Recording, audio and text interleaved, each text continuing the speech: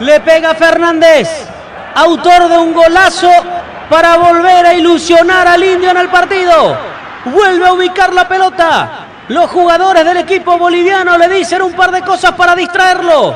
Toma carrera Diego. Guaraní por empatar el partido. Guaraní por un punto valioso de la altura.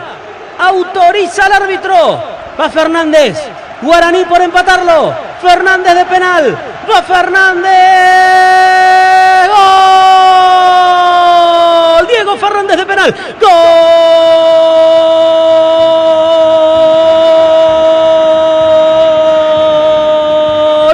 Guaraní, Guaraní, Guaraní. Gol del Indio. Gol de Diego Fernández de penal. Llegó el segundo del equipo boliviano y en ese momento decíamos, esto está liquidado, parece imposible que Guaraní pueda llevar por lo menos un punto. Fernández sí, un golazo que le dio aire al Indio. Fernández sí, de penal, el segundo para traer un punto que a la postre puede ser importante para la clasificación. El Indio se agiganta en la altura de Potosí, trae un punto que puede ser valioso. Por de pronto sigue mirando a todos desde arriba, sí, desde Potosí hacia el resto del continente. Guaraní 2, Nacional Potosí 2.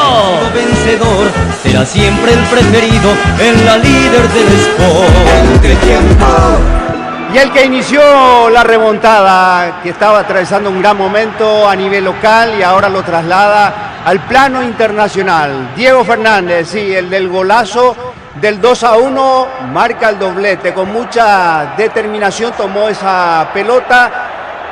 Arquero para un lado, el balón casi al medio, sí, porque ya se jugó Said Mustafa con mucha claridad, con mucha precisión y serenidad. Termina empatando el partido Diego Fernández y Guaraní va consiguiendo un resultado hazañoso en la altura de Potosí.